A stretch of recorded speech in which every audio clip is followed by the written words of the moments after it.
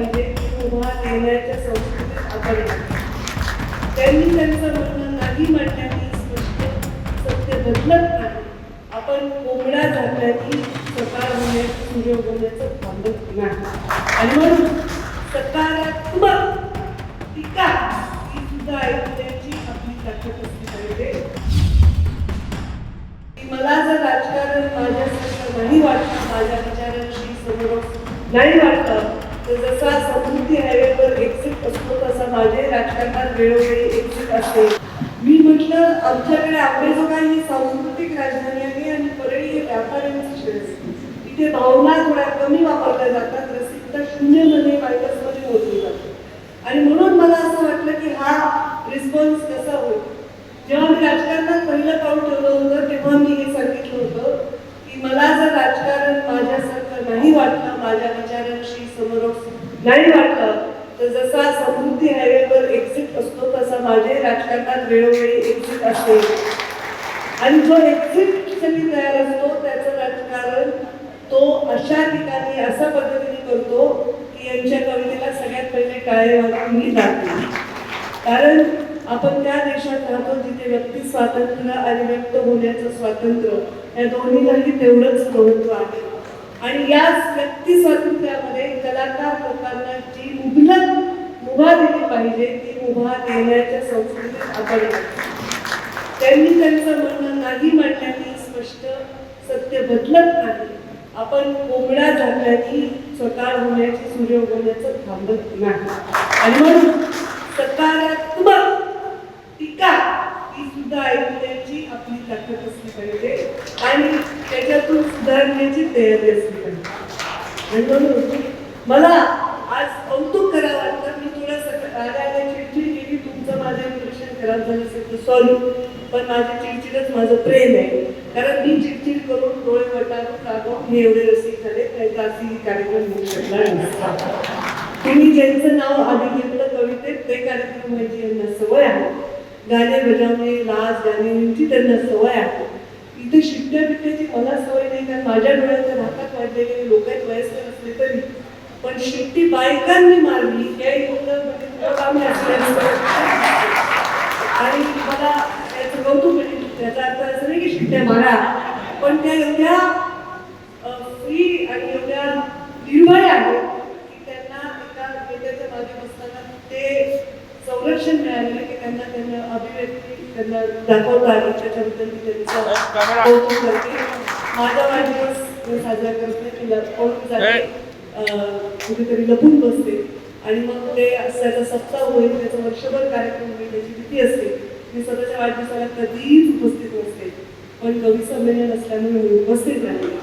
तुम्हा सर्वांना मी फॉलो करते. तुमच्या कविता ऐकल्या, त्या कवितेमध्ये वेदना होत्या, त्या कवितेमध्ये प्रेम होतं, त्या कवितेमध्ये सामाजिक विषय सुद्धा होते आणि त्या कवितेमध्ये भरभरून तुमच्या भावना होत्या आणि त्या भावनाला आम्ही प्रतिसाद द्यावा यासाठी मीच आवर्जून उपस्थित राहणं आवश्यक होतं. कारण कलेचा आदर करणं ही आमची संस्कृती. तुम्ही अटल बिहारी वाजपेयींचं नाव जे प्रधानमंत्री होते आणि कवी देखील होते आणि ते त्यांनी कधीही लपवलं नाही. त्यामुळे कवी मनाचा माणूस हा वेदना मांडू शकतो, तो वेदना देत नाही याच्यावर मला विश्वास.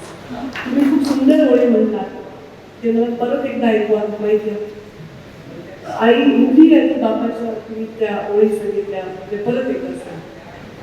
लेख छातीशी विलगते काय होते, लेख छातीशी विलगते काय होते, लेख छातीशी विलगते काय होते, लेख छातीची विलगते काय होते, वाघ असतो बाप त्याची गाय होते. लोक आपल्या लेकीला छातीशी घेऊ शकतो आणि वाघाची गाय होते, त्या बापाची लेक कधीच वाघेशिवाय कमी होते. त्यामुळे एवढं सांगेन की हे सुसंस्कृतपणा ही माझ्या राजकारणातल्या पहिल्या पावलाची घेतलेली शपथ आहे. माझा फॉलोअर हा सुसंस्कृत असला पाहिजे, तो रसिक असला पाहिजे. रसिक म्हणजे वेगळ्या अर्थाने घेऊ नका, त्या मानाला रसिक असला पाहिजे, त्याचं संस्कृतीशी नातं असलं पाहिजे. आज मला वाटतं 24 वर्षाचा माझा प्रवास यशस्वी होत आहे, अशी पिढी घडत आहे आणि ही मधली पिढी माझ्याच बरोबरची पोरं आहेत, माझ्या वर्गातूनच आहेत सगळे, ती पिढी त्याच्यामध्ये योगदान देत आहे. त्याबद्दल त्यांचे खूप खूप खूप खूप आभार मानते. आम्ही तुमचं ऐकून घेतलं. एक माझा कार्यकर्ता कवी आहे, त्याची एक कविता घेऊन आपण समारोप करूया. युवराज ये, कारण ते कार्यकर्त्याचं मन राखणं हे सुद्धा नेत्याचं कर्तव्य आहे. आणि आम्ही तुमच्या कविता ऐकवणार, आमच्या किती ऐकलं पाहिजे थोड्या आम्हाला. त्यामुळे युवराज चला, एक तासभर शब्द पाण्याची छोटी लवकर कर. या कवीची सुमारे तुमच्या ग्रुपमध्ये करून टाकते. एवढा चांगला कवी आपण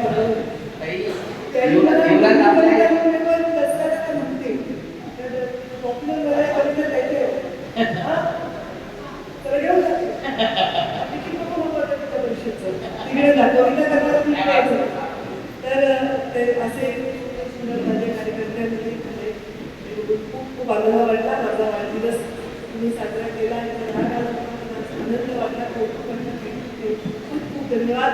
असेच कार्यक्रम करा ज्यांनी लोक असे बसतील, एकमेकांवर चार गोष्टी बोलतील, एकमेकांत मिसळतील, एकमेकांना सुरू होतील असे कार्यक्रम.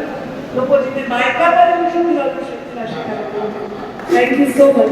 आणि सॉरी तुमच्या बाईकच्या बाबतीत खूप अन्याय झाला. मला पण तुमच्याकडे करून काढा.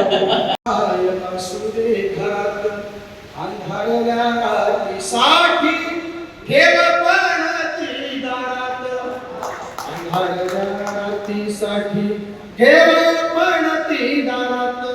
माया घराची पायरी, माया घराचा कळस, माया घराची पायरी, माया घराचा कळस.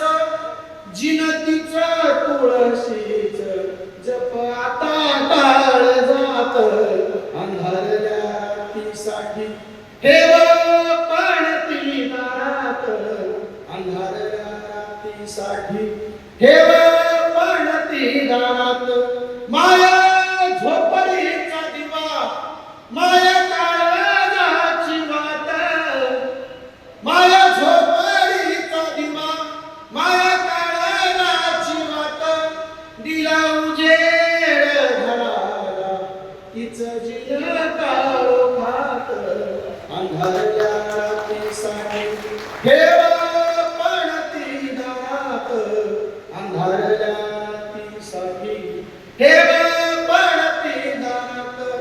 माया दळण दळीते, ओवे तुझ्यासाठी गाते. आपल्या कवितेचा जन्म या जात्यावरची वर्णन झालाय. माझी आई माझ्या लहानपणी जात्यावरची उभी म्हणायची. सीता चालली वनवासाला, संग जाई कोण कोण. सीता चालली वनवासाला, संग जाई कोण कोण. अन राम लक्ष्मण हनुमान दिग्गज. माया दळण दळीते, ओव्या तुझ्यासाठी गाते. तू सुखी रे सुपात, माय तुझी रे जात्यात, अंधारल्या रात्रीसाठी ठेव पणती दारात. आणि शेवटचं कडवं वय पडत आपण विचार केला तर आपल्या सगळ्यांच्या डोळ्यात आपल्या निघून जाते. शेवटचं कडवं माया कापराची वाट, डोळ्याने खत जाईन. माया कापराची वाट, डोळ्याने खत जाईन. माया कापराची वाट, डोळ्याने खत जाईन. सुना असेल सांगतो, सुना असेल सांगतो. एक कोपरा घरात, अंधारल्या रात्रीसाठी ठेव पणती दारात.